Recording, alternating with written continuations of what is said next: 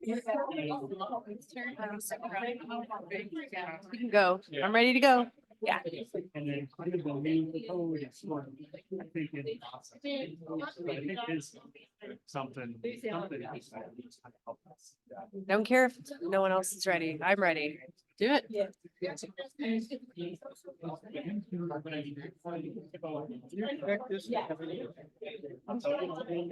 I don't see, don't wait for anybody. I'm ready. Mill levy.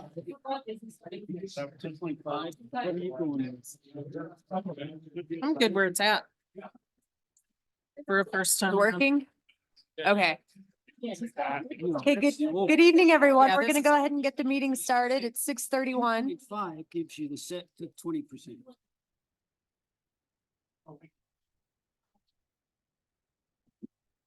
And we'll go ahead and get started with roll call in just a second. Thank you, Mayor. Mayor LeVar, Here. Mayor Pro Tem Case, Here. Councilmember Connors, Here. Councilmember Harvey, Here. Councilmember Nakai, Here. Councilmember Neal, Here. Councilmember Zuluaga. Here and working to log in. Thank you.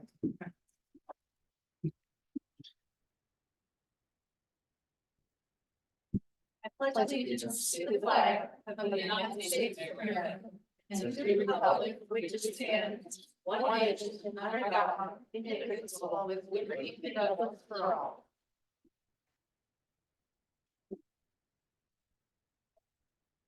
All right, this evening we are starting with an acknowledgement and thank you to our election judges for the December 12th, 2023 special municipal election and our city, I wanted to say city manager, city clerk. Suzanne Leclerc is presenting for You us, can give me a promotion, that's. you know? So thank you, Mayor. This evening, it's my pleasure and privilege to talk a little bit about the election and the work that the election judges did for the December 12th election. As many of council know, they came to visit during the election. We had several council meetings come in, see how they were doing, say hi to the judges, and they got to see hands-on the work that the judges do. I tallied up the hours that were spent on this election and the judges put in over 450 hours collaboratively. Wow. So they are with us this evening. I'd like to have them come up and I'd like to introduce them all to council.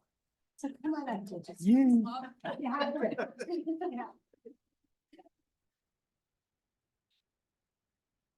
Come on up. So it's my privilege. I'll start with, this is Jim Rumsey, but everyone knows him and calls him Mr. Pickleball. So this is Jim Rumsey. So I'll have you stand here. Mr. Pickle.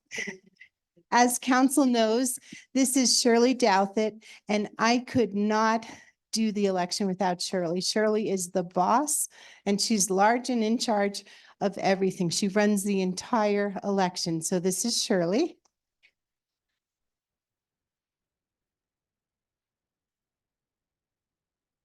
This lady's funny because she's my counterpart. She's a New Yorker. We have a lot in common and everything. And this is, I was gonna say George. I met your husband. See, this is Jerry Hallcraft. She's also my neighbor. So come on up. The other thing I'd like to mention too is Jim Rumsey is also on our Board of Adjustment.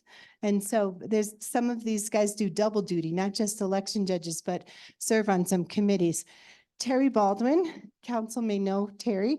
She is one of our election judges also on the PREB, which we'll be talking about tonight. Thank you, Terry.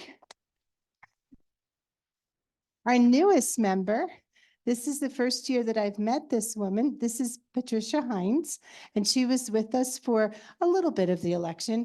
And she's going to be back for the next election. And I really appreciated her knowledge. She brought a lot of knowledge to the election because she's worked many years for Teller County's elections. So thank you. And this, as council A lot of council may know this gentleman. This is Tim Northrop. And last year I got to know Tim. He was a watcher for the election. So he sat through the election process and watched everything that we did and made sure everything we did was to the T. This year, he joined us he came back, but this year he joined us as an election judge. And I think he enjoyed the process. So this is Tim, and I'll have you come stand here. I think the paper's taking a picture of you guys. So what was awesome about the election is we had 2 audits after the election. We did one audit we did with the municipal judge, and she went through the audit, did the whole thing, and it came out excellent. And then we had a second audit where we tested a second machine. This is the first time we've had 2 audits, and both of them came out perfect. And I believe it's all because of what they do, the hard work and the perfection that they give to the election. So again, thank you. I couldn't do it without you, and I'm hoping I'll see you all for the April 2nd election. So thank you. Suzanne, can I take a moment and just acknowledge why these judges had to work so hard for us? Well, I know that the mayor has signed the new legislation that we have in Woodland Park, but I just want to thank those of you, some of you are in the audience. In fact, I have a picture that we might put up. I want to thank you because you guys are so serious about getting the voice of the people to us. This was at the victory celebration, you'd call it, right? So, but these are just the 2 leads on this, the citizen leads. There's a number of people who tirelessly walked the streets, got hundreds of signatures, and brought them to us to compel us to change our mind. And so I just want to really thank you for your engagement.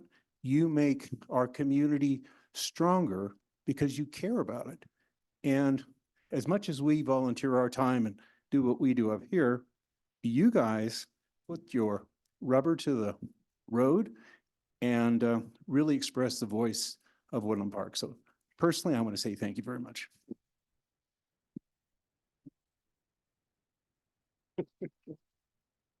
So thank you, judges, for making sure it was counted right.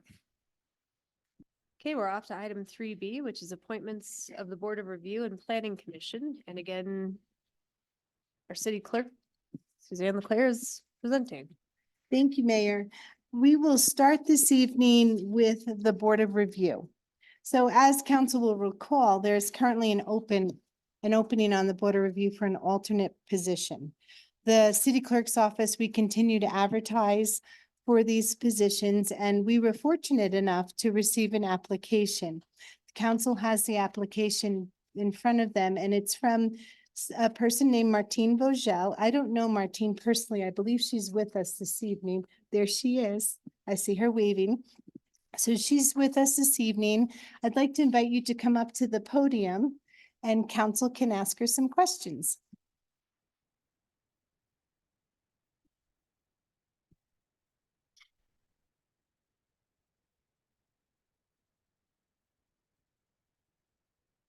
Oh, the mic may not be on just yet.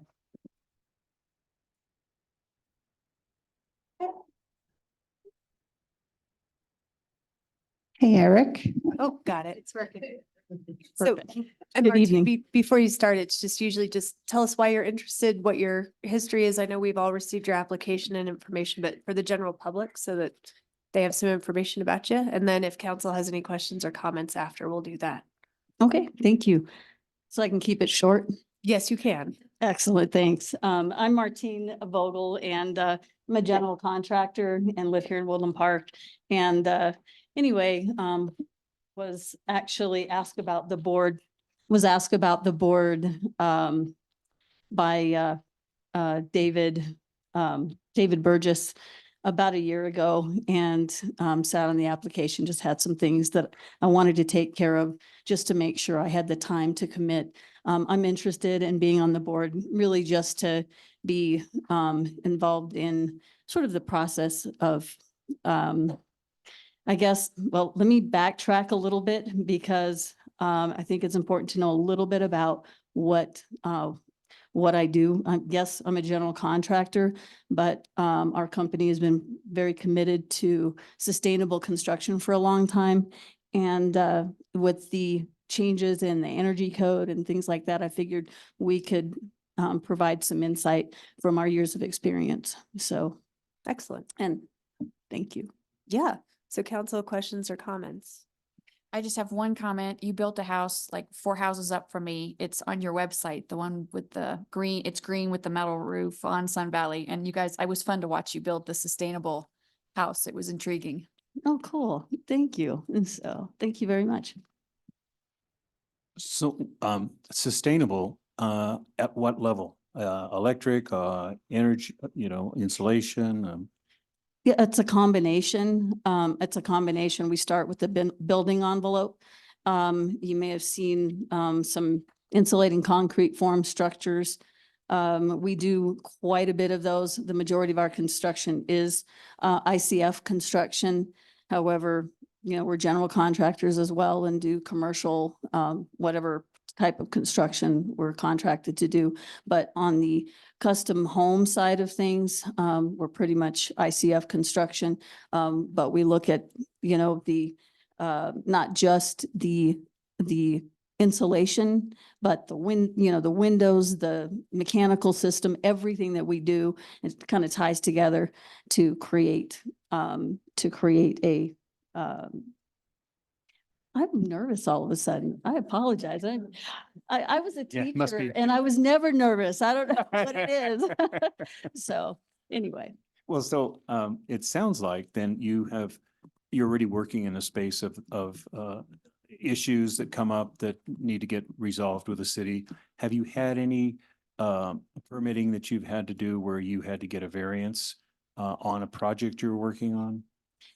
yeah, we actually, it's kind of funny because of the election recently, on a greenhouse we did on Henrietta, there, we had several, there was an ADU in the basement. And then there were some issues regarding the easement.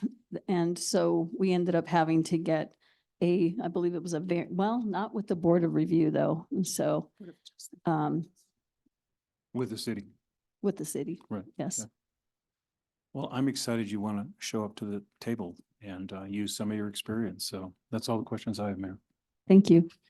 I just have one. Sure. You're applying for the alternate position. If a opening does come up for the full membership, do you think you would be, if you enjoy or at least can tolerate being on the board as an alternate, do you think you would go ahead and apply to move into the full-time position? If I don't get fired from the board, yes. So, Point. What aren't you telling us? yes, I would definitely be interested. Okay, So, thank you. all right, thank you. Hi, Martine. I just wanted to say hello. I've known you for years and I think she would be a excellent addition to the board with her knowledge and experience. I appreciate it, Kelly. Thank You're you. welcome. Anything else, council? So I'll make a motion to appoint Martine Vogel, sorry, to the Board of Review. I'll second. Okay, Labar, Yes. Case, Yes. Connors, Yes. Harvey, Yes. Nakai, Yes. Neil, Yes. Zuluaga. Yes. Thank you. Motion carries unanimously. Thank you. Thank you for applying. All right, next up we have, We have Planning Commission. yep, So there's currently 2 vacancies on Planning Commission. As of the date of my staff report that I wrote to council, which was last Friday, at that period of time, we had 1 application and now we have a second application. So there's 2 vacancies, and The one application that we received is from George Jones, who is an incumbent. So if he comes back, that just keeps his position. The two vacancies are in addition to these incumbent positions. We also have an application, and this is exciting because again, like Ms. Vogel, it's a new person. It's from Donald Hoyne, who's interested in being on the Planning Commission. Both of them are with us this evening and available to answer questions for council. Very good. So I don't know if you want to start with George or Donald. Yeah, we can start with George. Okay, George.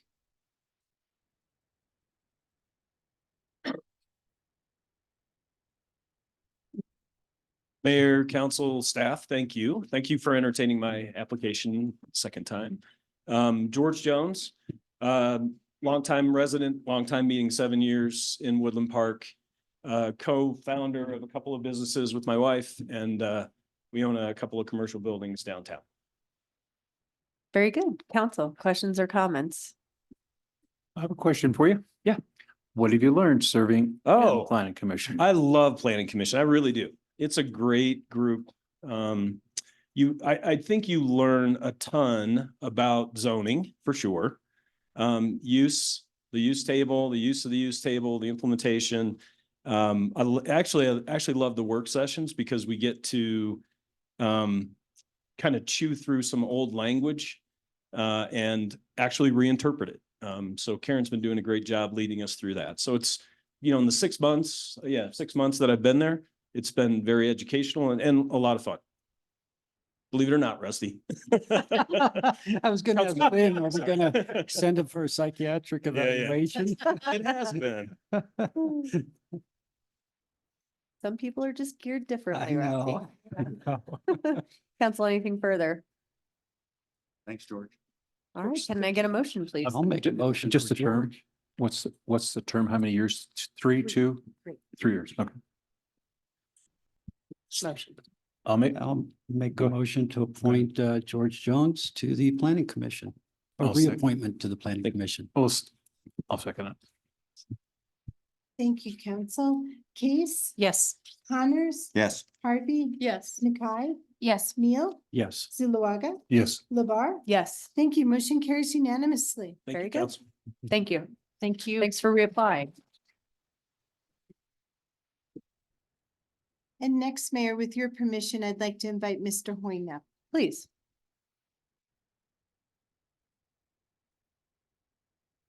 So same goes, if you'll just let the community know a little bit about you and why you're interested, and then council will have questions or comments for you. Very good, thanks. Keeping it short, I've lived in Woodland Park 10 years now. My wife, we're committed long-term residents. My wife and I literally looked all over the nation. Decided this is not just Colorado, but Woodland Park's where we wanted to be. And so really committed to, Woodland Park being great for me. And I, at a point where I want to, give back and help keep it that way for others. So engineer, program manager, so familiar with handling money, budgets, programs, plans, reading documents. So of the different opportunities and ways I could contribute to the community, this seemed like a good fit. So Very good. Council, questions? Frank, I don't know. You're Navy, I'm Army. He's Air Force. What do you think? Be fine. You have my vote. I'm Air Force. I'm Air Force. You got my vote. I think we're gonna get voted in. Carol? Air Force can do that overview. do that. It's true. No, well, I actually was a Army space cadet, so. yeah, Welcome. So it's still sort of Air Force, right? No. technically when I left, we were Space Force. So I guess I can check that box as well. Well, good. Thank you for volunteering. I have a question, not having been in the military, but I Well- want to see your credentials. That's all good. To be clear, I was a civil servant, but worked for the government over 3.5 decades. So. Very good. With that in perspective, I wanted to want you to talk a little more about your in your opinion, the 3 most pressing issues, particularly number 2 and 3. Balance. Woodland Park is in danger of becoming solely a service economy. More consideration must be made for attracting business that build products. Yeah, I mean, it goes not only to providing opportunities for, for the people who want to work in Teller County, but, anything gets too far out of balance, it starts to suffer. So I can't say, I wish I had like a brilliant suggestion to say, this is how we're going to attract, either whether it be production or like a software type business. But I think that's something we really need to consider, because I think the balance is pretty hard to one side that, virtually all the jobs in this town are in the service industry one way or another. So I feel that's out of balance. Places I've worked, I've lived many places, I can see where when things get shifted just solely to one sector, one business, one employer, then, you're at the mercy of that. So when the economy, shifts, and like coming from Dayton, when the auto industry, went down in the late 90s, all those jobs were lost. It was just a tremendous impact on the whole community. So I think that's why I think balance is really important. Well, since Councilman Zulaga opened that can of worms, I did want to ask you how familiar you are with the city's comprehensive plan. If you had an opportunity to take a look at that and understand what some of the future thinking is in terms of that balance. Have you done that? Yes, I have. It was sort of mentioned, but it was also acknowledged that we are indeed, primarily a service economy town. So if I would looking at I don't know if it's well written. I mean, I'm not making a critique per se, but an area where I would encourage more emphasis would be to see what we can do to encourage some sort of more of a production type industry. Well, like I said, it could be intellectual products as well as physical products. And that may not occur as you serve on the planning commission, which I wholeheartedly support, but it is something that the community does need to look to in the future. Thank you. Yeah, you might be just the lever of that as you look at how much we have allocated for industrial. It's a very small part of our community. So maybe it could be office buildings or something, what you're talking about. But I think, you bring a good eye to it. I like what you're saying about balance. And then could you talk a little bit about outreach? Rather than an ad hoc approach, community developments and prospective businesses should be sought out and encouraged to consider Woodland Park. Well, I think there's always a danger when you're such a desirable place that assuming that everyone's just going to come to us, everyone's going to love to come to us. And in many cases, that is true. But if you if it's more of a passive approach, then you kind of, if you will, get what you get. So if you're, for example, if you're trying to seek that balance and you're not reaching out and trying to pull, whether it's people, money, investments, businesses, from that other sector that's not well represented, if you don't reach out, I don't think they're likely to come find you on their own just by happenstance. So I think as you learn more about what you're in the capacity you're serving, you'll see that some of that is, our charter doesn't permit us to incentivize businesses, so we have to do it through something called the Downtown Development Authority. So how you actually incentivize is a bit of a legal. That's the right word. Thank you, Frank. yeah. So thank you. Thanks for answering my questions. All right, sure. Yeah, happy to. Yeah. Well, I appreciate that you're thinking outside the box. So, and I think what was it? Was it an oxygen concentrating company or somebody that they took an old vacant like city building and then made it into that, and now they produce oxygen concentrators, I think. Yes. And they've been very successful. So thinking outside the box like that is something that generates taxes and brings residents in, and it's a good place to start. So I appreciate that you're thinking that way. Okay, So very good, thanks. So, council, can I get a motion? I'll move to approve the appointment, Mr. Hoeing. Did I say that correctly? Yeah. To the Planning Commission. I'll second. Connors, Yes. Harvey, Yes. Nakai, Yes. Neil, Yes. Zulawaga, Yes. Labar, Yes. Case. Yes. Thank you. Motion carries unanimously. Thank you. Thank you for Welcome, Dawn. applying.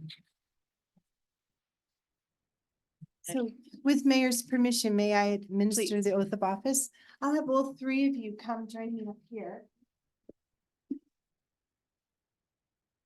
And I'll have your face council. So good to see them.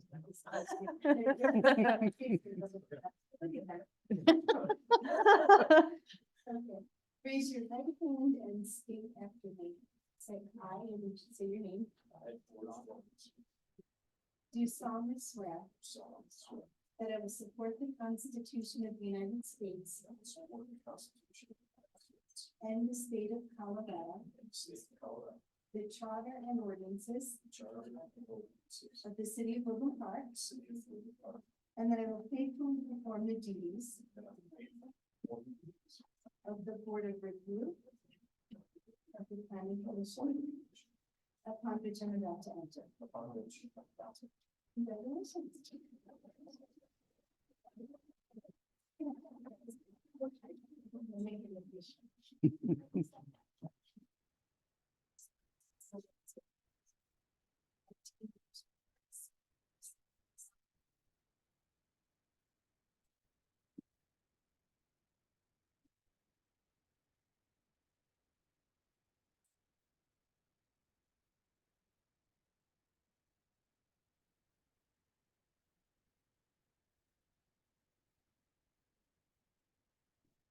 Very much. Appreciate it.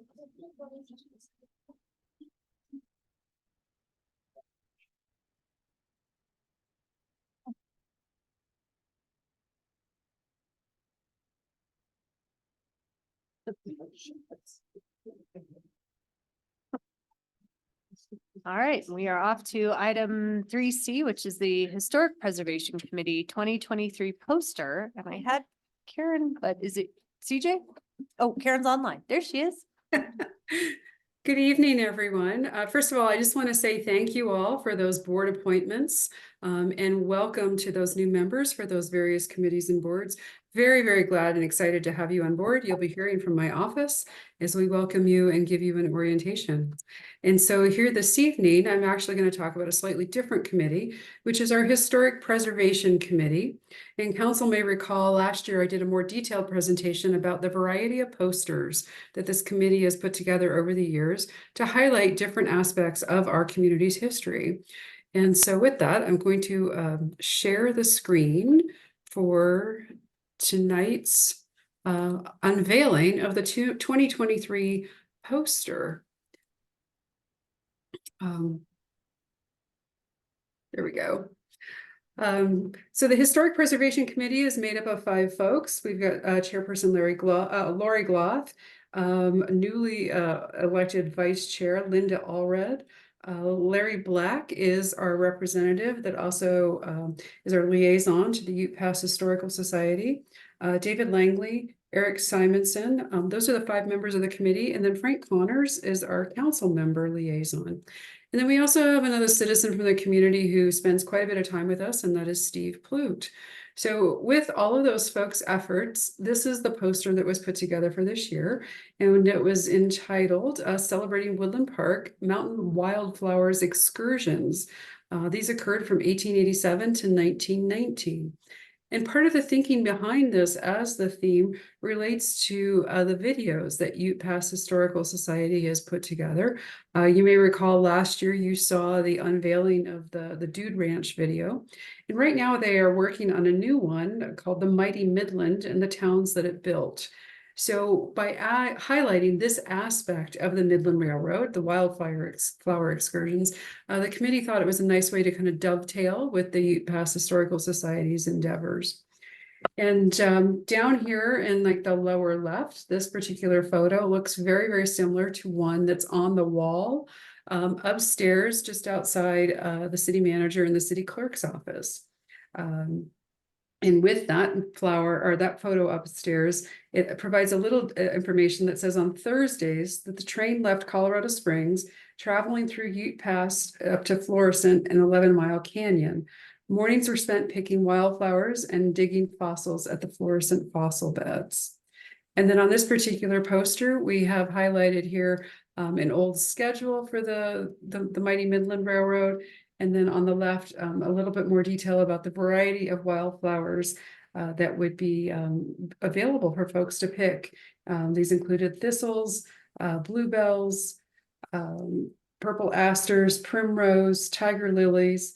This one made me smile. Goldenrod, because anybody with allergies knows that goldenrod is right up there with ragweed. And just miserable in the fall, but very pretty. And then, of course, columbine. So that's just what I wanted to highlight tonight. In front of each of the council members is a copy of the poster. We do have extras in the planning office, but that's what I have. Any questions? Council, any questions? I have two. First one is, what was the fare? How much was the cost of a fare on the train? I have no idea, and it has not come up in conversation. Oh, It's on see the it, it's poster. answered, questions answered on the page. Yeah, it's on the poster. And my second one is, in the picture you have at the back of the train there, do we have any surviving relatives in the community that we know of? I personally don't know, and Steve Plute could probably answer that since he seems to know all kinds of amazing things about the community and the people that are there. And one of the other committee members might also know. But I personally don't. I rely on all of them for that level of details. Thanks, Karen. Sure. Two possibilities, yeah. Well, thank you, Karen. The poster is lovely and we appreciate all of us getting a copy. And thank you for all the work that you guys do, to you and the committee. Thank you. It's definitely the work of the committee. I'm just the staff 219. person that keeps getting them together. Very good. All right. Anything further? I don't think so. So thank you very much, Karen. Okay, we are off to, we have no number 4, so we're off to consent calendar. Council, can we take consent calendar as a whole this evening? We should be able to. Looks Yes, that way. ma'am. Let's get a motion. No issues. All right. I'll make a motion to approve the consent calendar as presented. I'll second. There we Oh, go. got it. I did tell Aaron in advance that I had questions on just some expenditures, not that I question them, except to just clarify them, if I may. Okay. Thanks.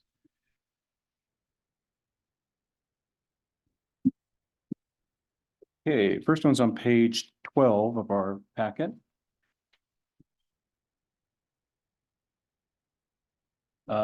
Manhole inspections. Has that project been, I know they were doing it in the fall, weren't they? Is that completed? Yes, sir. And what's the action of that going to be? So we have a blueprint of the sewer mains and which mains we need to focus on for cleaning to start up front instead of doing it blindly. So we're focusing on those, I'll say, more at-risk areas.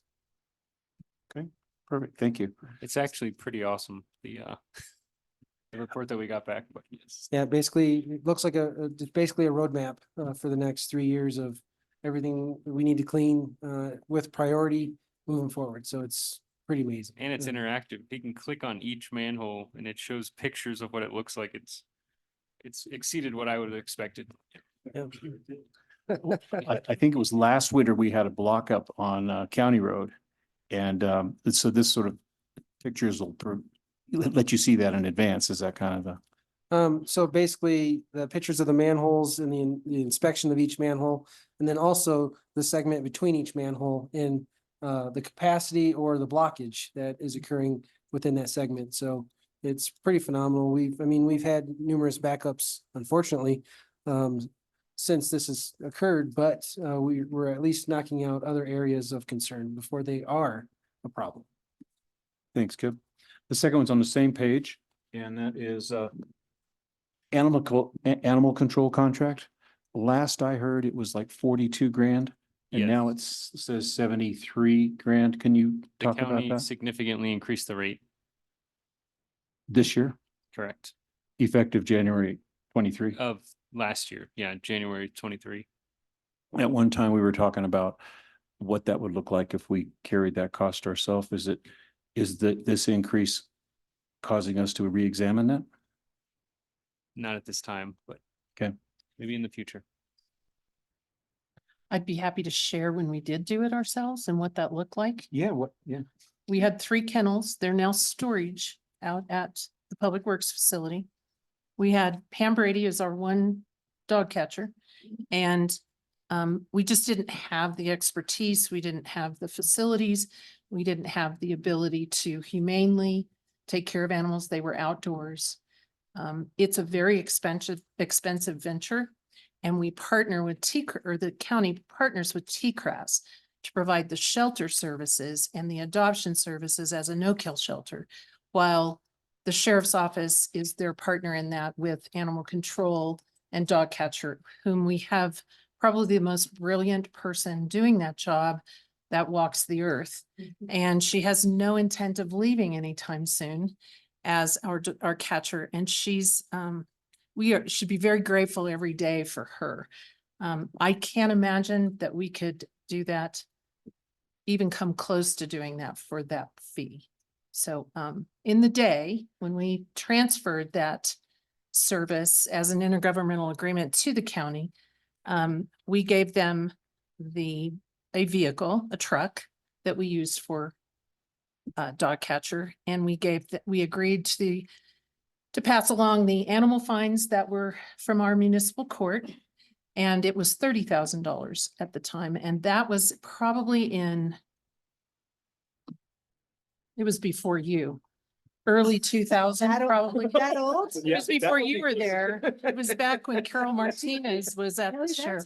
That's a fair comment. No, I mean, it was before you came to work at the city, Suzanne, and you've been here a long time. Cindy, you remember, it was probably 2000-ish that we made that change.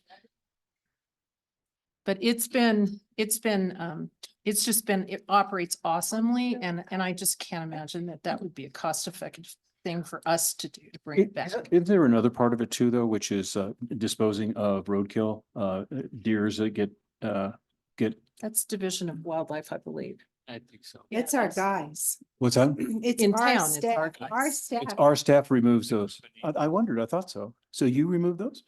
And then Streets crew will come out and they'll pick those up and dispose of those. so we don't use the county for that? Oh, okay. Okay. Anyway, just Thank to you. share a story. Thank you for that. Was good. Yeah, all right.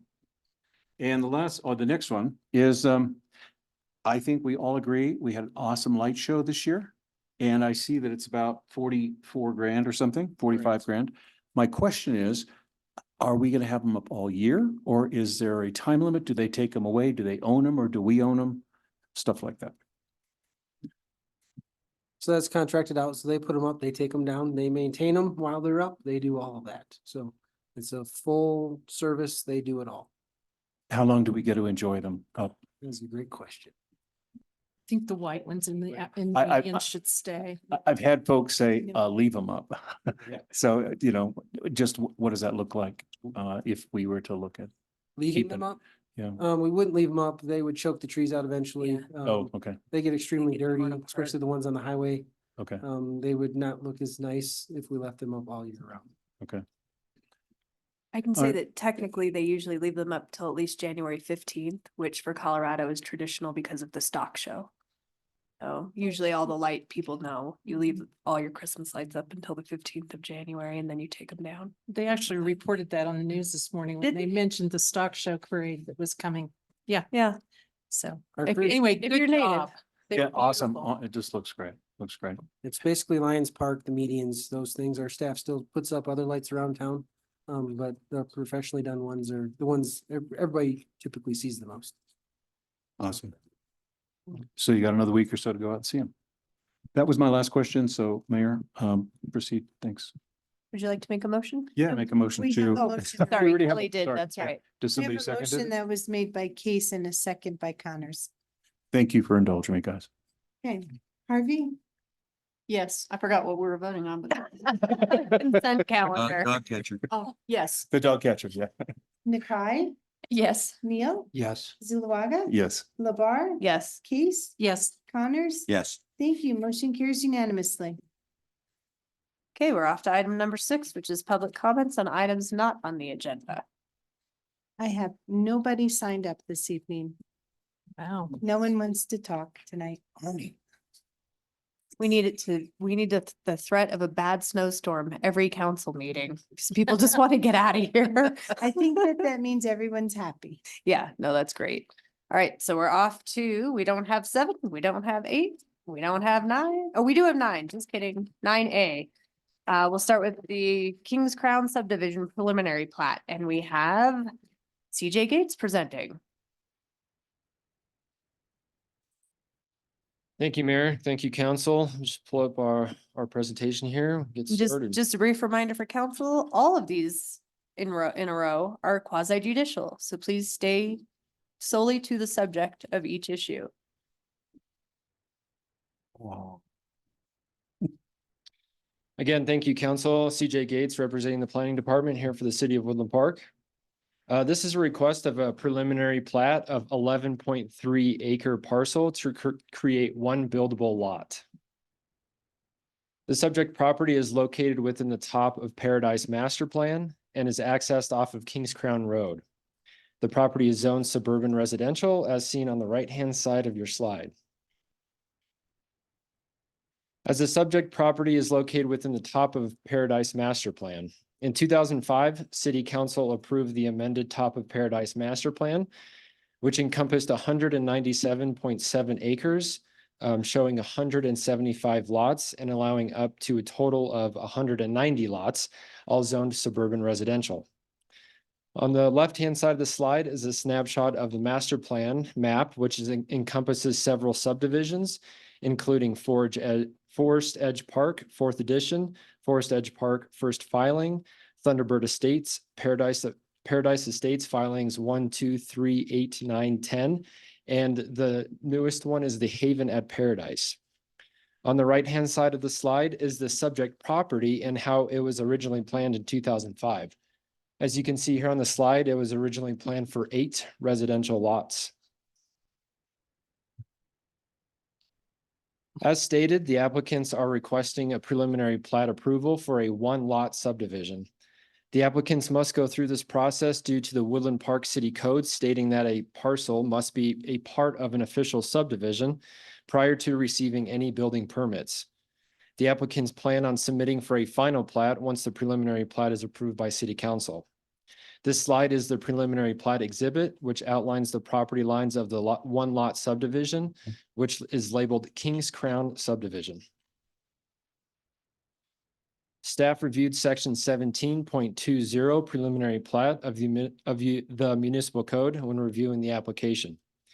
The provision on the slide complies, and it is that the subdivider must submit a preliminary plat, and it must be done by a qualified individual. The preliminary plat must be a true representation of the subdivision and to scale, and this does comply. The section provision on the slide is a long list of technical information required to be contained on the preliminary plat, which must be prepared by a licensed professional land surveyor. All criteria on this section has been reviewed by staff and does comply. If evidence of a geological hazard is present, then the subdivider needs to present that information. The applicant has a geostudy done and no hazards were found. This does comply. The rest of the provisions on this slide are not applicable and do not pertain to this specific application. Also, all provisions on this slide are not applicable as well because they do not pertain to this application. The application was referred to all parties listed here on this slide. The application and hearing was noticed within the Pikes Peak Courier. A public notice sign was posted on the property and all abutting landowners within 150 feet were mailed a letter. Staff only received 1 comment throughout this whole process, and it was from the City of Woodland Park Utilities Department, which they stated that they are in support of the application. The Planning Commission held a public hearing on November 9th, 2023, and after consideration of the staff report and comments made by the public hearing, the Planning Commission unanimously recommended City Council approve the Kings Crown preliminary plat to plat 11.3 acres into 1 lot. And staff recommendation is that City Council approve the Kings Crown preliminary plat to plat 11.3 acres into 1 lot. This concludes my presentation, Council. Thank you. We also have the applicants here, if you guys have any questions for them. And I know the owner, Terry, would also like to introduce himself. So. Sure. Thanks. Yeah. So come on up, Terry. Hi, everybody. I thought Hi. this was going to be a lot more informal. Anyway, I'm Terry O'Malley. hello. And basically, we're my wife and I, Fadila, have moved to Woodland Park about a year ago. We really love the community. We've invested heavily in the local real estate, so we're here for the long haul, and we're bullish on Woodland Park. And we also fell in love with this particular site. It was originally set for 8 properties, but we'd really like to just build our forever home there and be a long-term productive part of the community. It's a beautiful site. You have great views of Pikes Peak and mountains on the other side. But the main selling point was the spectacular view of the Walmart parking lot, which you can't beat. So we love Woodland Park, and we love this site, and we'd like to build a house there. We have a great team. Actually, Suzanne's husband is the builder. He's a great guy. And so we're excited to be here, and we love the town. Very good. Council, any questions or comments? I just wonder what the attraction is about a Walmart parking. I mean, are you going to feature it in your center window or? It's kind of a niche product. Yeah. It's the city lights at night. Yes, that's what true. it is. Yeah, and you just need pink flamingos in the picture window and then you're good. Absolutely. Walmart has those? No, it's a country song about going to Walmart with the picture view of Walmart and the pink flamingos. Sorry. Oh. All right, so very good. Council, can I get a motion, please? I'll make a motion to approve the Kings Crown subdivision preliminary plat as presented. And just briefly, I assume there was no one here for public comment. That's correct. Okay. Failing I'll that, I'll sec- second. You're second, okay? Second. Nakai, Yes. Neil, Yes. Zulawaga. Yes. Labar, Yes. Keys, Yes. Connors, Yes. Harvey. Yes. Thank you. Motion carries unanimously. Thank you. Welcome to Woodland Park. Thank you. Thank you. All right, we're off to item B, which is ordinance 1467. Thank you, council. Very excited tonight for this ordinance. It's been a decade in the making, to say the least. So before you tonight is ordinance 1467, the development agreement for the Glen Aspen Reservoir site. You saw in your packet, the development agreement itself, a little bit of background. This reservoir on this site would store store augmentation water locally. This would be 6 times the size of our current reservoir. So when full, around 300 to 350 acre feet. We use around that much every year currently. Our current reservoir is 55 acre feet, so we'll turn our existing reservoir over in 1 month, in the summer month. So very excited that it would take multiple years to fill, however, assuming those are wet years and this augmentation water is produced. Let's see.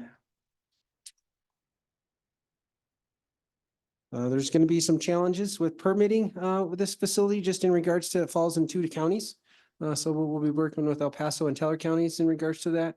We will have to cross a floodplain to access the site, build access roads or road parking lot in the development agreement. Basically is stating that a lot of the discussion we had over the years with the attorneys were how to acquire the land when they couldn't sell the land. So part of that requires some legal, I'm looking at Nina, I don't know the exact terminology, but what's that? The quiet title. The quiet title work to clean that up. And then instead of purchasing the property, we'll be providing a service to the Boy Scouts. So water supply up to 40,000 gallons a year. That water treatment plant would be in service for about 8 months out of the year. And then we'll also be adding some fire protection for the Boy Scouts in the means of non-potable water from that reservoir with a couple fire hydrants that the city will own and maintain those. And the transfer of the land should go smoothly with basically some survey and title work. The Boy Scouts have already voted in favor of this development agreement. This is the roadmap to move forward. What questions can I answer? Congratulations, Kip. Yeah. Kudos. Councilmember Harvey. My first question, Kip, in the discussion for the package that you sent us, you talked about our 2024 budget at this time does not include the $1 million that you anticipate for the engineering design for the reservoir. With that 1 million, would you anticipate that it come from the enterprise fund or from the general fund or a mixture? It's in the 510 fund. So 510 yeah. fund, okay, thank you. And then any other scope of work outside of that design, again, would you anticipate that that would come from the general fund or for the 510 fund? 510 fund, I'll say with this caveat being, Aaron is working with Kimberly, our grants analyst, to fund, to try to get funding through the grants means and methods. So hopefully that'll help. So the bottom line is that you anticipate all expenses aside from grant contributions would come from the 510 fund. Yes, ma'am. Okay. Go ahead, Robert. Building on that, how much have you already got allocated in 510 towards this project and what? I know it's too early to say because you haven't done any of the engineering and stuff, but do you have a range of what that looks like when it's? So we have just preliminary 1 million to start the design and finish that. And then we had financed the remaining portion of that. Depending on the cost of construction, we'll determine that exact cost, but in our water tap management plan reconciliation, we have a placeholder for another, I'm a ballpark here, about $7-8 million to fund, to take out loans for that. So we only have $1 million towards it out of what we have in the 510 period. The rest is all going to be. I would like to be confident and say we have plenty more that we've been saving for over the years. Yeah. I'm just uncertain on where the final number will come in as of how much more we could cash fund up front. Okay. As opposed That'll to, come down the road, I'm guessing. and as well as how much we can secure in grants. So in this contract, the question I have is on page 4 of 13, 2.7.4.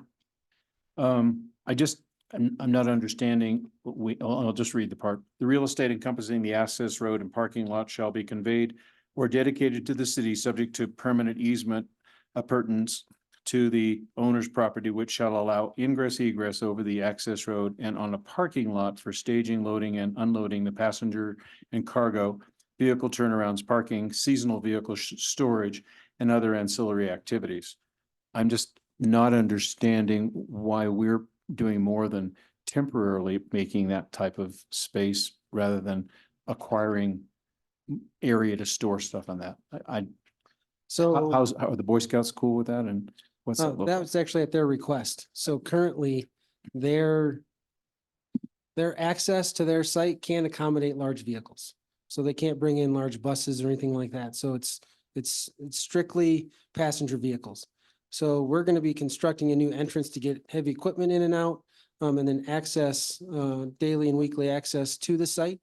So while we construct that, we would construct a larger area for them to bring in those types of vehicles that we're going to be there anyways doing that already.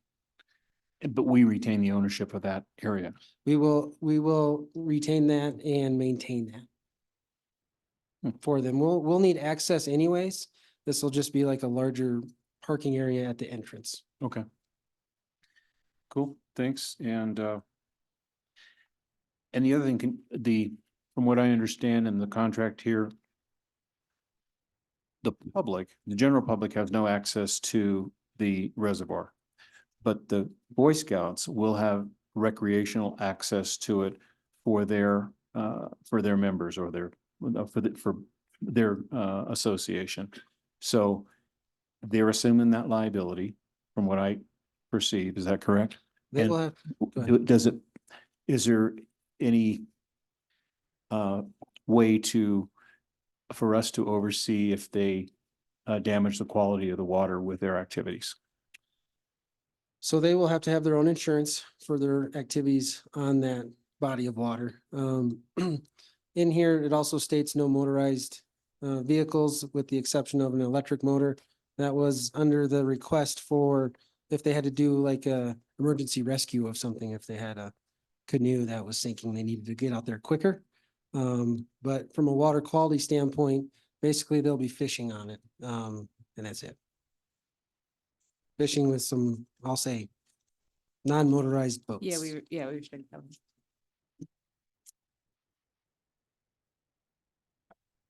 Go ahead, Rusty. Kip, I know we did cover several of these things in the executive session. The only thing and I'm comfortable with everything that was presented at the executive session. Has there been anything that was discussed amongst us? We went into a much greater detail on a lot of things. Any changes in your view that are significant from what you briefed us in the executive session until now? The amount of water, didn't it go up a little? Yep, the amount of volume of water on an annual basis went up a little bit. Right now, if you do the math, it's just around 6,000 gallons a month, which is 2 single-family homes. Not a significant, in my mind. They did have some the city had some concerns. They had brought up some question on fire protection. We couldn't get into that in depth because they don't know what the ranch will build out to be. And I couldn't commit the city to saying, yeah, if you build this huge theater or whatever, we're gonna provide fire suppression, because that wasn't the intent. So it was a potential additional fire hydrant, something along those lines, which we would want anyways to protect the reservoir or the dam itself. So that was the only other thing that comes to mind. Could you just talk to the public? One of the key engineering things that struck me was the efficiency of the elevation between the existing and the new reservoir. Can you just share with the public the added benefit of the location for this reservoir that is pretty significant? One of the great things about this site is it's just, I'll say downstream of our current reservoir, meaning we can fill it via gravity, but about halfway. So we'll still have to pump water into it, about half of it, but half of it will fill gravity, so no cost to fill half of it. We already have infrastructure in place because we have a current reservoir there, so it's literally tapping into existing infrastructure. It's the low hanging fruit. It's not across town. It's right there, right where we need it. Is that what you're referring to, Rusty? Yeah, it's going to save us money because of its location. That half of it gets filled up by nature. So that struck me in the executive session as fairly significant. It's significant savings for sure. Yes, it is. 150 acre feet or half a year of augmentation water that is just flowing from one reservoir to the other is significant. And I have one question for the attorney. So on page 8 of 13, so if we're not selling the property, we're doing an exchange for service or whatever, what's the taxing consequence, property tax wise? Because under 4.16, it says property is taxed as one or more separate parcels, and in 4.1.15, the city represents or it's the city's tax exempt. So if we're tax exempt, Correct. how's the taxing part of this being handled, and is that at any cost to the city? No, Is there so we're not purchasing, when Kip said we're not purchasing the property for money, but we're gonna own the property, so it's being conveyed to us. Okay. And the city is property tax exempt. This looks like a standard provision that the attorney, that they wrote it to save money, the other attorneys wrote it. And they're just saying that's how it's taxed, but I mean, there's no way that the cities is always exempt from property taxes.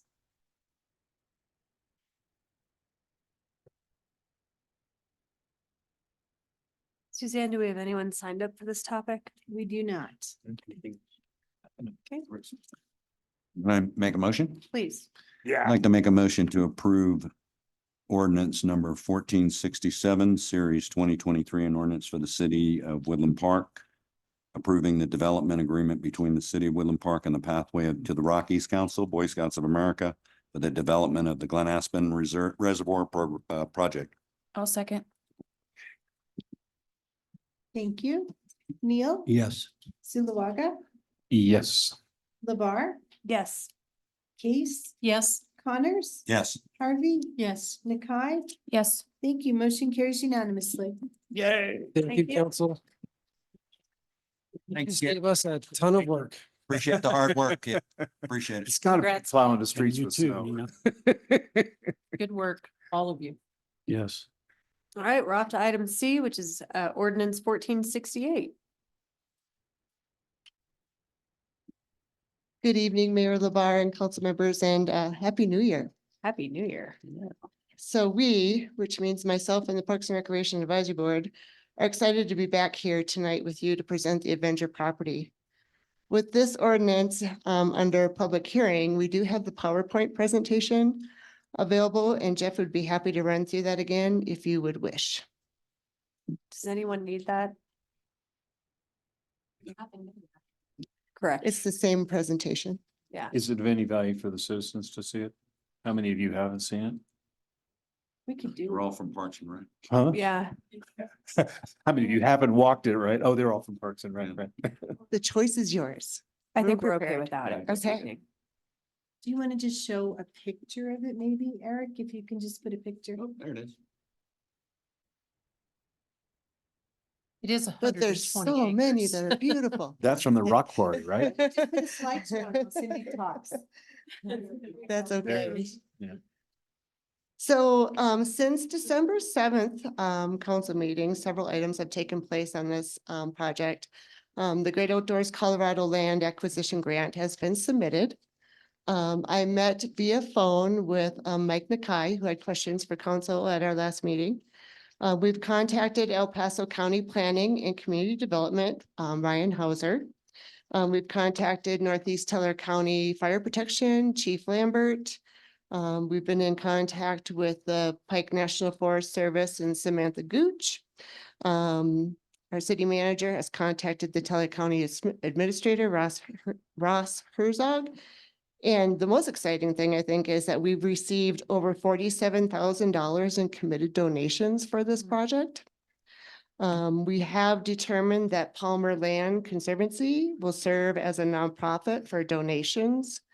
And then myself, Jeff Jackson from Palmer Land Conservancy and Charlie Trippett, who's our realtor.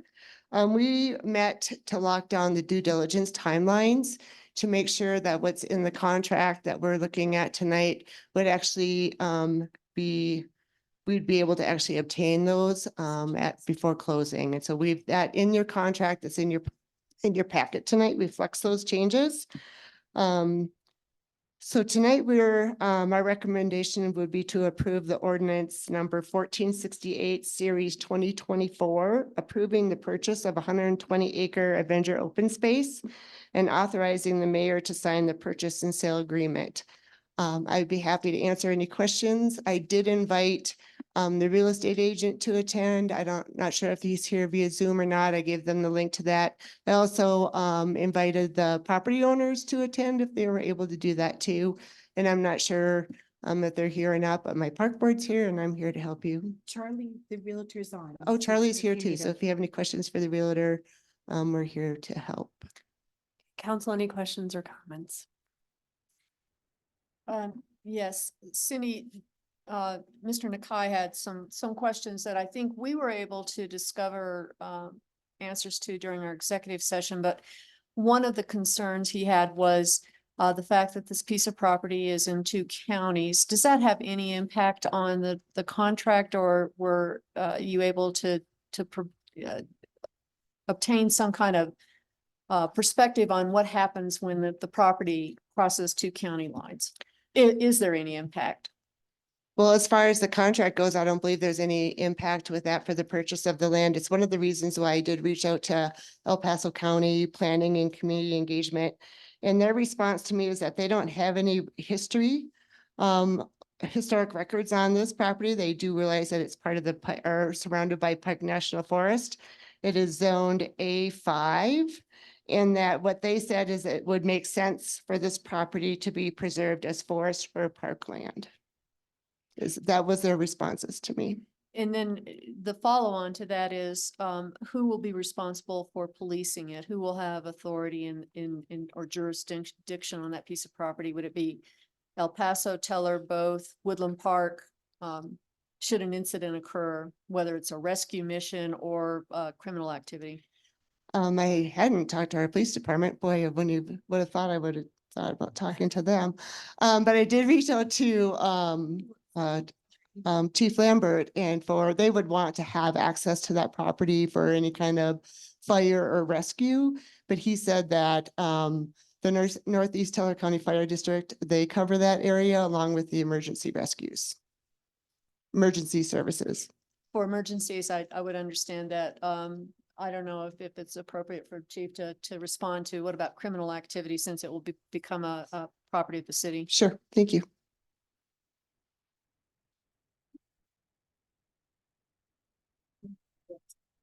Good evening, everybody. Excuse me.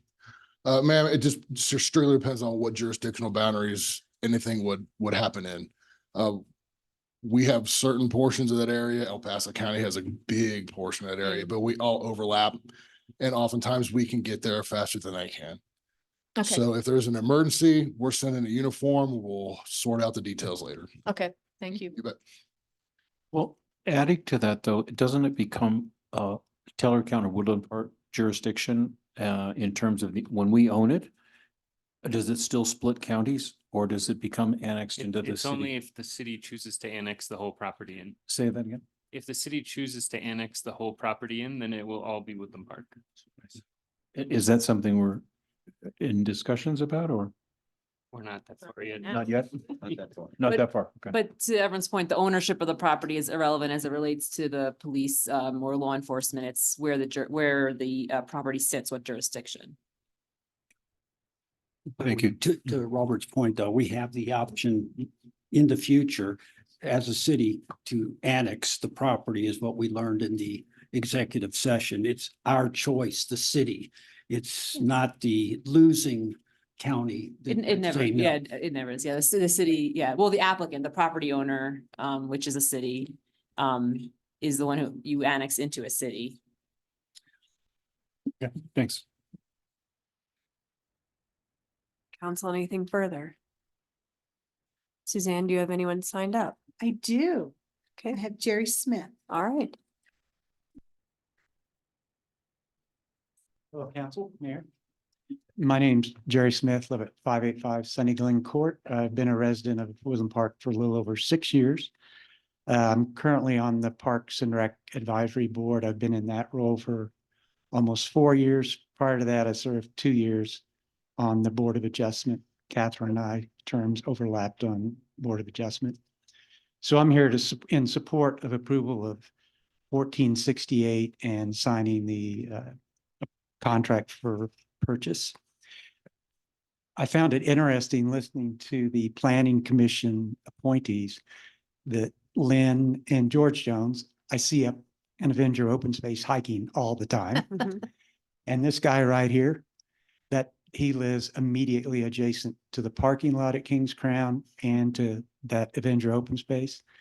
Those trails would not be what they are now without Don. So thanks to Don for all the work he does up there. So as a Parks and Rec Board member, I just wanted to remind people, council, that last year we did a master plan. And a key part of that was the engagement of the community. We had multiple ways that we engaged people in the community. And we had 1,120 people provide some type of input. 83% of those, 1,200 of those people said that their primary interest was adding more trails or better access to existing trails. This Avenger Open Space checks that box in a big way. So as a Parks Board member, and not just me, but my other Parks Board members, we fully support this project 100%. And then as a citizen of Woodland Park and an avid hiker, I've been up on those trails hundreds of times. But I've not only hiked there, I've hiked the Crags, Horse Thief Falls, Mule Creek, Red Rock Open Space. I've hiked 250 miles of the Colorado Trail. So I've been on a lot of trails. But if I have to go out and hike, Avenger Open Space is far and away my favorite place to go. The trails are very unique. There's a huge variety of trails. The terrain varies tremendously.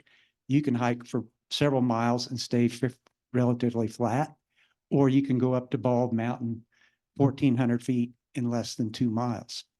And once you get up to Bald Mountain, if Bald Mountain is up on Rampart Range Road, the views from there, you can see the Sawatch Mountains, Sangre de Cristo Mountains, Woodland Park, the Walmart parking lot.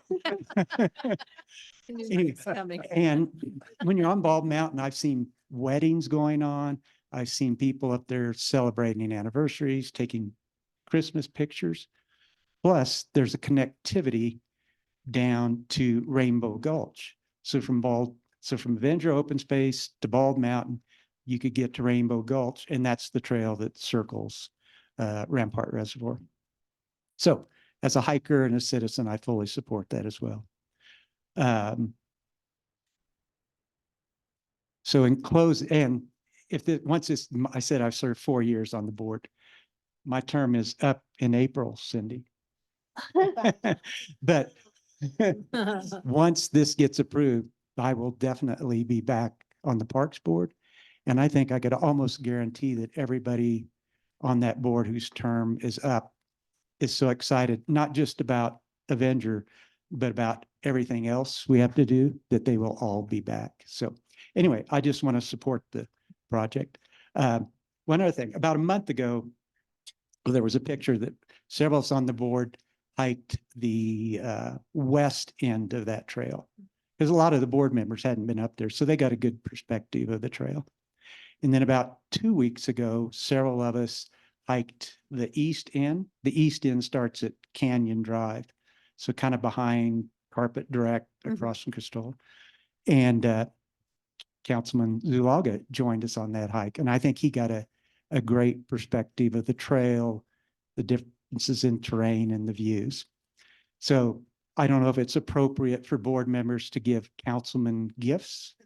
Whether it is or not, we are going to. So we have a gift for councilmen.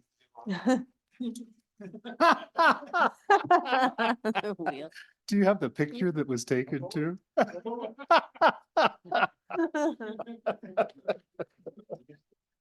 You gotta explain it. We were volunteering Jerry as being the official relics investigator for that piece of property, because if you look at this and if you understand automotive rims, this is aluminum, and it's got the old pinch way compared to the new ones, which are plastic and whatever else. So this is an antique. If anybody happens to know what vehicle it comes from, you can contact Jerry. He's looking into it to find out where this relic came from. Thank you. I did want to say that relic did not come easy for you either. Oh, yeah. You had to work for that relic.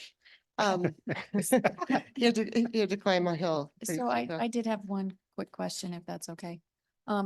Just from a cost perspective, do we have any idea how much this is going to cost us to maintain over time? I actually did a little research through the National Parks and Recreation Association on that. Because that was one of the questions that Mike had as well. And let me just find my notes. It's really hard to say because, every wooded area is a little bit different, but the average, what they said for woods and forests is about $315 per acre. So that you're looking at about $38,000 a year.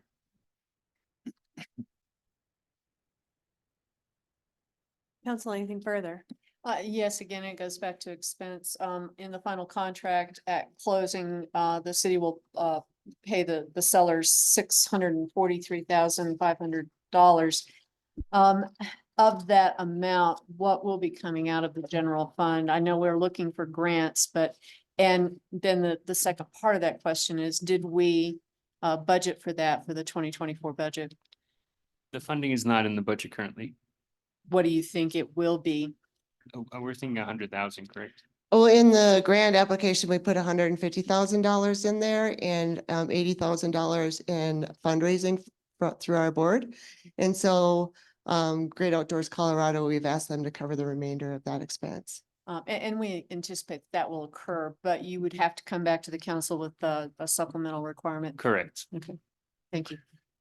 And the contract is contingent on Greater Outdoors actually being, that grant being successful. That's correct. Yeah, it's paid, section 29 of the contract says this contract is contingent on City of Woodland Park receiving grant money. All earnest money will be returned to the buyer if grants are not approved. So the one other, the one other comment about the fundraising, we got 47,000 out of 80. How confident are you of getting the balance of what, 33 or whatever? Talking with the advisory board, I feel very confident that we'll be able to raise that full 80 and potentially more. Will that then decrease what the city has to, if you get more donation money, will that decrease our amount you've budgeted in there that comes out of the city's coffers? I guess that would be dependent on what the finance director and city manager want to do with that, but I would recommend that it would go towards future maintenance and development of that property. But that's not my call. We'll have to see at that time. What's the pound of recycled aluminum right now? Yeah, I don't know. We got to find out what its real value is first, so. And I thought that was your vehicle you drove up there. Thank you, Cindy. Great job, by the way. Thank you. Mayor LaBarre, that we do have one park board member that would like to speak if that's appropriate. I'm not sure if that's okay or not. That's fine.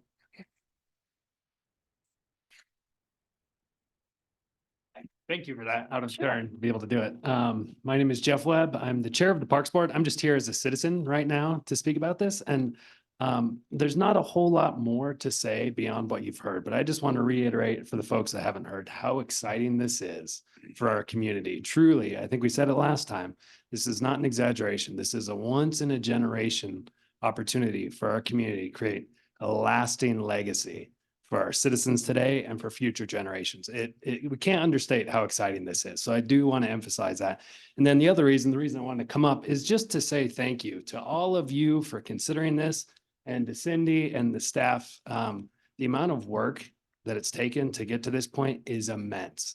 And the fact that everyone was so willing to do that, and so many members of Parks Board, and really even the community writing letters of support. The fact there were so many people doing that, I think speaks to how much love people have for this property. So this is me just saying, what a great opportunity. I'm so excited, and thank you very much.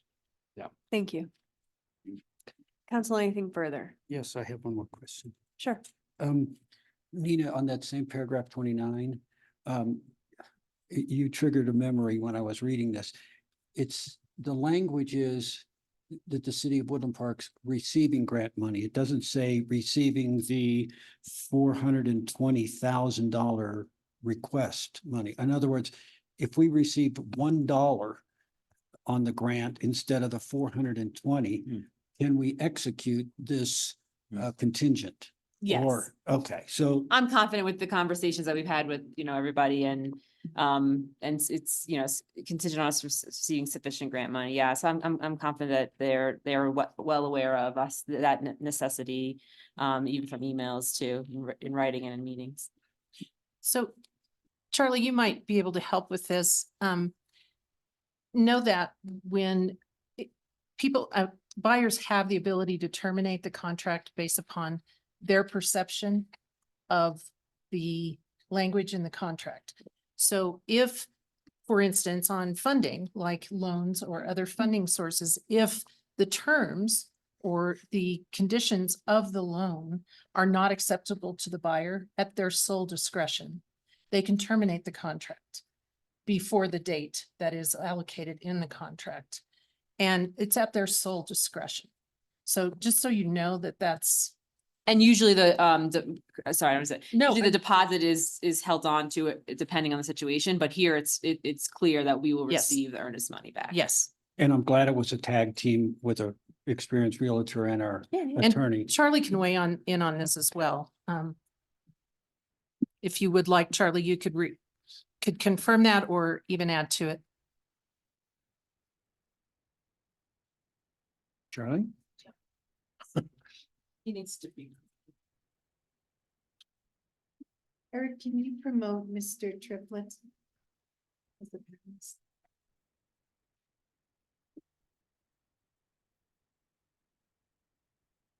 Might not have anything to say. There he is.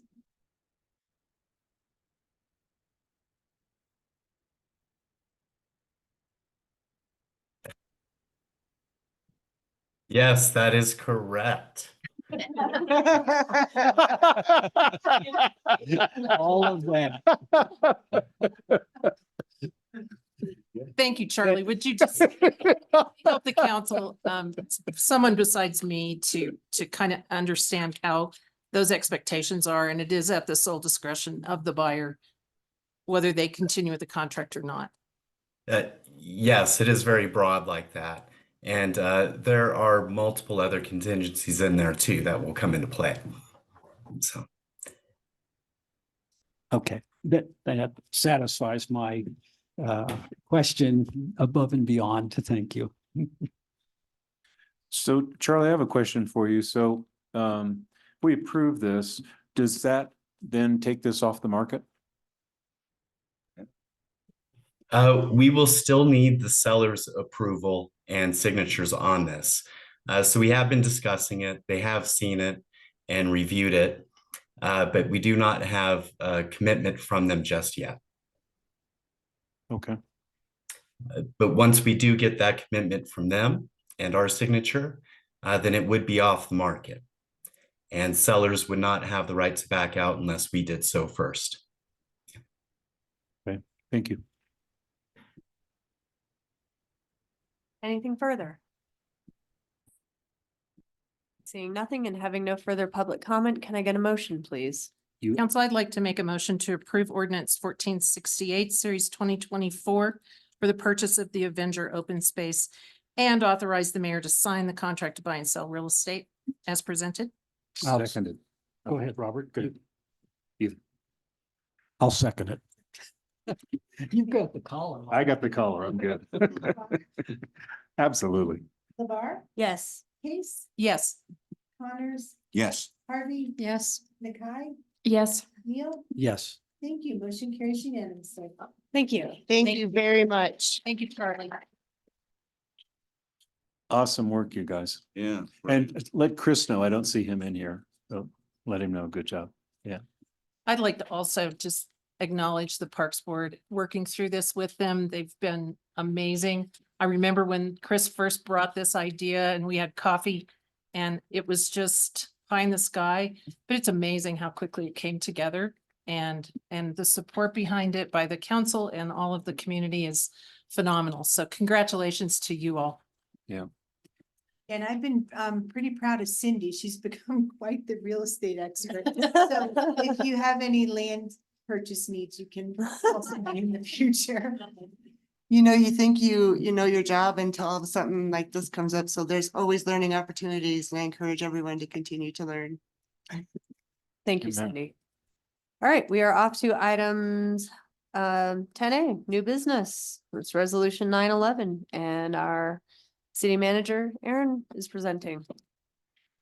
All right, so tonight we have resolution number 911, series 2024, which is a resolution levying general property taxes for the year of 2023 to help defray the cost of government for the city of Woodland Park, Colorado for the 2024 budget year. This year was a little different because we had a couple of Senate bills pass at the last minute. So normally this is due by December 15th, but this year it's due by January 10th.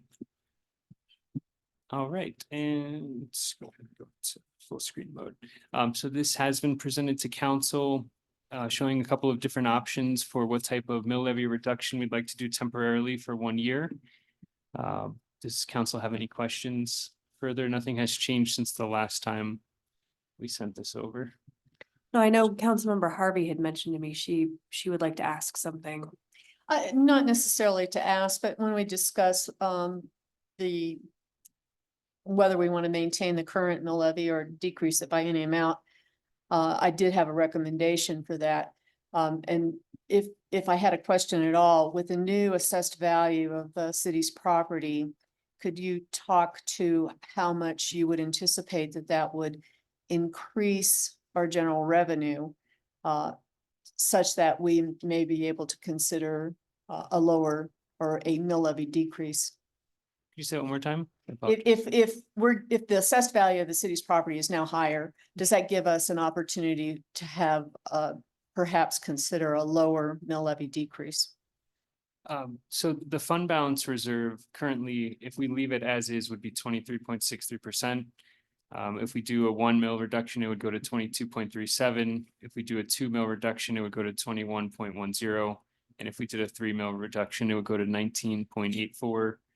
So it's really not changed with the new assessed value that you received from the county? Oh, it's from the last one we had, it changed, I think, about $6,000. Okay. Yeah, it was Not a very significant close. change. When, several weeks ago, we gave you consensus to, use a consideration of a 2.5 mil levy decrease for Correct. budgeting purposes. Based on the fact that we do have a very narrow margin of a higher assessed value of property, I'd like to recommend a 3.0. And I wouldn't want to go lower or actually higher, because that keeps us at a nearly at 20% reserve. And the reason I think a 20% reserve is important, and it has less to do with what our comprehensive plan has recommended, but more about some of the things that we've discussed tonight. We know that we did not budget for the additional cost of the Avenger piece of property, and that's not a huge amount in the bigger scheme of things, but it is money that was not budgeted for. We also had the opportunity in December of 2025 of beginning to pay down on our bond for the aquatic center. And I know you've parked the money for the reserve in the capital improvement fund, and that gives us an opportunity to access that money for that type of expense, which we have not accounted for. But it is something that I believe that the citizens want us to do, is to get out of debt. Until this point in time, or until that point in time, we cannot do that without penalty, but come January 1st of 2026, we can be, and I'd like to be able to have that money in reserve to be able to do it. And then thirdly, we're talking about a major overhaul of this building, which frankly looks like something out of a Warsaw Pact country before the wall came down. We're either going to gut it or we're going to build a new building. And that money needs to be considered for the future. It's not necessary that we have it in March of 2024, but I think it is important that we keep a 20% reserve and able to be able to address that. When we gave you the recommendation of using the 2.5 mil decrease, that gave you something to budget with, but I think that we can afford a 3.0 mil levy decrease. That was what I wanted to bring up. Thank you. Are you making a motion for that? I'm not, because I know there's going to be discussion here amongst the other council members, but I will make that motion. Thank you, Carol. I think you've really assessed it very well. As the council knows, I would like to see us give a 5 mil reduction, a temporary reduction to the community. This is a year where all of our citizens and our businesses are going to experience a strong escalation in their property tax. We've done well last year. We paid off the park. We intend in the future, as you suggest, to start paying down the pool.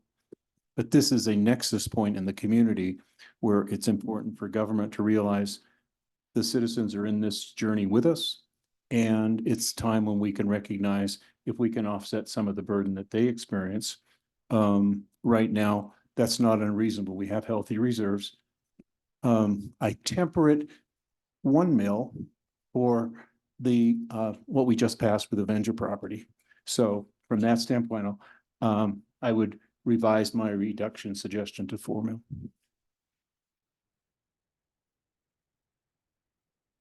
Anything further, council? I would stand on the original 2.5%, which holds us at the 20%. I think we're going. As would I. I have heard a lot of things that are coming at us that have not been budgeted, and there are other things that could be coming at us. I believe we're going to be in need of the funds to be there. So I think it would be wise to stay with the 2.5. I'm sorry, I interrupted you, Rusty. No, that's okay. I would like to stand at 2.5 as well, and understanding that this is just for this this coming 1 year. budget year. It's for 1 year. We do this 1 year at a time. Right. And so at this time next year, we'll be having this conversation again.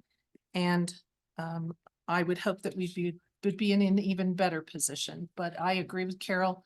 We did a really good job with paying off the park, and I have always been an advocate that debt is not bad. And there's reasons for that. I won't bore you with the details, but we have another opportunity next year to do even more. And in conjunction with the other taxing authorities, it's not just us that's going to be giving relief to the taxpayers. We're doing this together as all the taxing authorities. So it won't just be us. We'll be in partnership with the county, and I haven't heard about the other districts, but I look forward to hearing what they do as well. So that's where I'm at. Councilmember Nakai?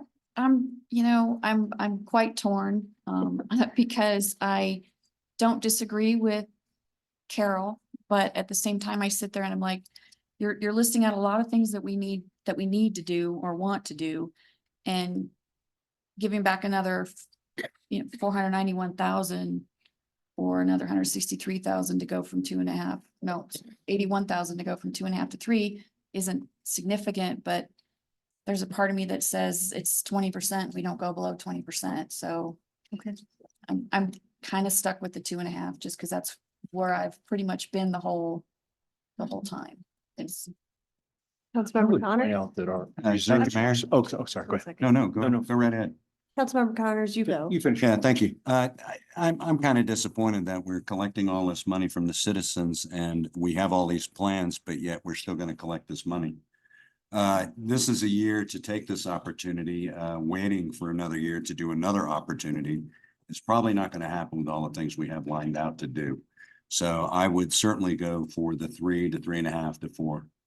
That's it's honest for the citizens. It's that money that's sitting there is not our money. By law, we only have to have 3% for that reserve fund. So having 20%, yes, it is. That's the actual constitution. It's what we got.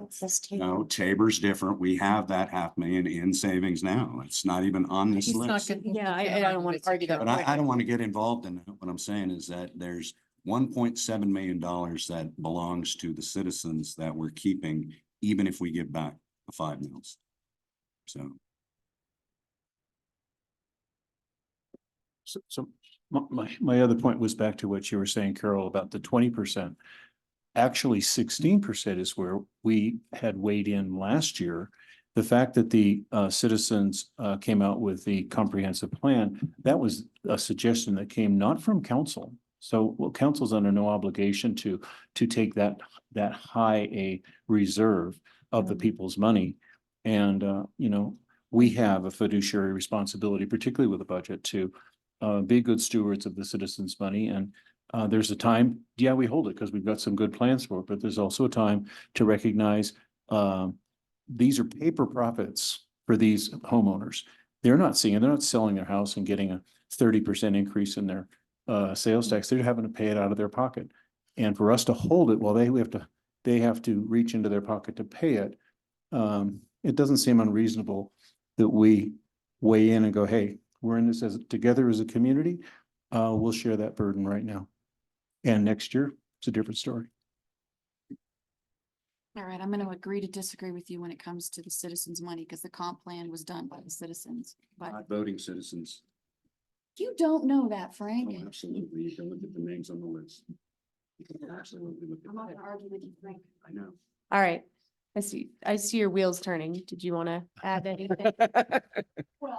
No, if we're ready to entertain a motion. I'm not sure. I think we've got 2 for 2 or 3 for 5. 2, 2 for But I 5. have it recorded. Oh. I have 3 for 2.5. I have 2 that would do 3.0 and 1 for 4.0. We haven't heard from you, Mayor. We have 2 for 4.0. Frank said he'd go for 4.0. Anywhere between. Yeah, I have Frank as 3, 3.5, 4.0. So he would agree to 3. That's where I'm going. Okay. Well, I would support 3, but nothing higher. So. So there's either a consensus to 3 or to 5. Y'all 3. make up your mind. I'll make the motion for a decrease in the mill on a temporary basis through a credit of 3.0. And just as a reminder, if you look at the tax assessor's page, I probably stand more to gain than anyone on the dais in terms of personal property, not business property. So I don't feel that I'm being selfish by asking for 3.0 when some people would like to go higher. So my motion is, this resolution include the verbiage that would decrease the mill by credit by 3.0. I'll second. Labar, Yes. Case, Yes. Connors, Yes. Harvey, Yes. Nakai, Yes. Neil, No. Zulawaga. Yes. Thank you. Motion carries 6-1. Okay. We are off to reports. I don't have any events to mention for this meeting, that are coming in between now and next council, but just, for the general public's knowledge, we usually use the Chamber of Commerce's website for that. So if you're really curious to know if there's anything happening between now and then, you can always look at the Chamber's website. And also our library offers a ton of events, here and in Florissant. We don't typically, announce any Florissant events because it's not local. But if you are ever looking for something to do, and oftentimes they have attorneys advice for free on certain days, and they have all kinds of children's events, and they are even now doing a just coffee meet and greet for neighbors to get to know each other. So if you're looking for something to do, check out our local library's website, and they will have lots of events on their calendar. Councilmember Case. Thank you, Mayor. Just wanted to share that, and I'll get more of these. The Pikes Peak Area Council of Governments, PPACG, has issued their legislative themes for 2024. As you know, PPACG is very active with the legislature on behalf of this district, this metro district. That's El Paso, Teller, and some of Park County. And so this is, when I printed it, the outside is not upside down, but anyway, I can get more of these for the city to have available if anyone is interested in it. I can also make it electronic for the staff. Anyway, it's interesting to know what is before the legislature that affects our local community. So I'll share that with everyone through the city staff. That's all I have, Mayor. Thank you. Thank you. Councilmember Neal. Just to announce that we do actually have a DDA meeting scheduled, and it has not been canceled for this upcoming Tuesday at 7:30 right here. Once we have the meeting, I'll have a report at the next council meeting. But I do want to make sure that the citizens are aware of one thing, that there's been some information in the newspaper, the Courier, about the COG car and the city's level of responsibility. The city is not responsible for the moving of the COG car. The DDA and the developer are the entities that are responsible. The city's responsibility is to identify a location that the developer is going to pay to move the COG car to.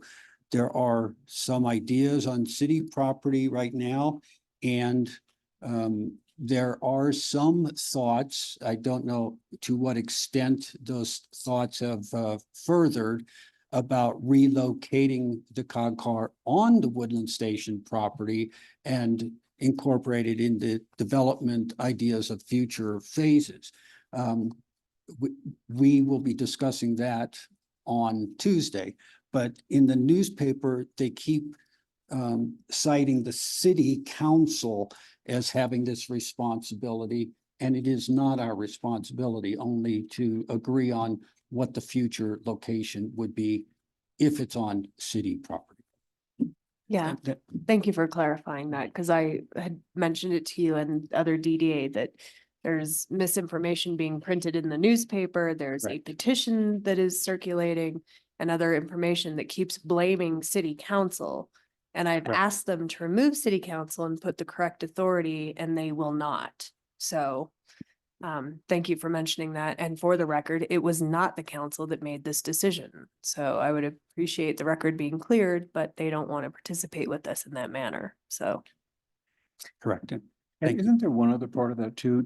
Hasn't the city staff already started some community engagement to see what that's could look like?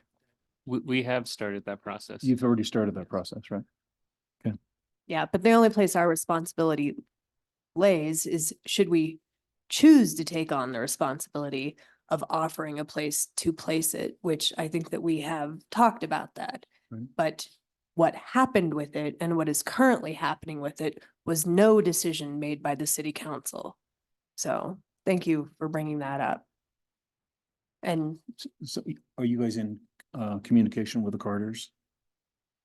We have attempted to communicate, both our attorney, our DDA attorney and the chairman have made multiple efforts to communicate with the Carter family, both directly or through their lawyer, and we've had no response back. None. You done? I am. Okay. Councilmember Zulaga. I talked about it earlier, but I think that it's pretty obvious that keeping Woodland Park beautiful was well displayed this Christmas with the lights. I think it's absolutely awesome. Given the fact there's been such interest in the Walmart parking lot, maybe we could extend that next next year to getting some lights there for your feature window. Just a thought. So we are scheduled to meet later this month, but I have nothing else to report. So Thank thank you. you, City. You did good. Councilmember Nakai. I have nothing other than to ask, do you have a quorum for your Keep Woodland Park Beautiful? What? Do you have a quorum? Do you have enough members? Well, that's a really good question. It doesn't stop us meeting. Okay. Yeah, so that's actually, thank you for making that plug for us. If you would like to be part of the Keep Woodland Park Beautiful Committee, Suzanne is accepting applications. Always, yeah. Always. And we could have up to 11 at this point, and we have 4. And that one does not require you to live in the city limits. Correct. Oh, yeah. Can you be on multiple committees, Jeff? And it's a sorry. nice committee to belong to. It's Yeah. not as boring as BOR, BOA, Right, Planning yeah. Commission, For for some people. Yes, yeah, I liked BOA, but yes, other than that, I have nothing. Councilmember Connors. I do. I have a better view. I see the arches at McDonald's go out at night, so. I don't see a parking lot. I just see golden arches, so that's okay. I do want to bring up one thing, and thank you. It's on the screen. I want to thank Thai Food, Good Eats, and Soy 24 Pool Hall. Rick and his wife, Danielle, will be starting to host the first of the month, starting February 3rd, the free breakfast for veterans. It'll be done at 104 East Midland Avenue. For those who don't know, and I learned this myself, Soy 24 actually means in Thai short road. So short road from 24. So where they're located is a very short road from 24. So anyway, I want to thank them for providing their building and their cooks and everything to provide the Veterans Breakfast that we're starting back up on the 3rd of February. So it's first Saturday of the month. So thank you. Very good. Thank you, Frank. Councilmember Harvey. I think we ought to change the name of Woodland Park to Soy 24. But anyway, the only question I had, and I think the city manager may be able to give us a little more clarity on it, is we are still awaiting a response from the school district on the intergovernmental agreement on the sales tax collection. Do you have any updates? Yes, we spoke with the city attorney earlier today, and we do have a hope to meet with them in the near future As a work session, as a work session. and I'm assuming that would be in February at one. That's our hope, is to do the first or second meeting in February. At some point in time, we do need to discuss what the steps would be or what's the way forward if they refuse to meet with us. Understood. Thank you. City Attorney. Just one exciting personal thing from our business. I know we've mentioned it before, but effective January 1st, our firm has grown, which is really exciting. Jeff and I started our firm during COVID on my kitchen counter, and we now have 9 attorneys. Yeah, the telecommunications and local government section of Kissinger and Fellman has joined us. Ken, I don't know if any of you know Ken Fellman, he's a telecommunications expert, so on the local government side. So 4 of their attorneys have joined us, and it's just really exciting. So, and we just really feel really passionate about representing local governments and the way that we do. So thank you for support. That's great. Yeah. City manager. I believe Suzanne has an election update she'd like to share. Thank you, Erin. I'm not sure if council knows, but election season has started. And so election season officially started yesterday. Yesterday was the first day that citizens interested in running for city council or for mayor could start picking up their petitions. And so they can continue picking up their petitions through January 22nd, when they're due back in the clerk's office by 5 p.m. So if anyone on the dais or anyone in the public is interested in picking up a petition, they can give me a call. My phone number is on the website and I can help them get that. Thank you. Very good. I have nothing else. In that case, this meeting is adjourned. Thank you, everyone.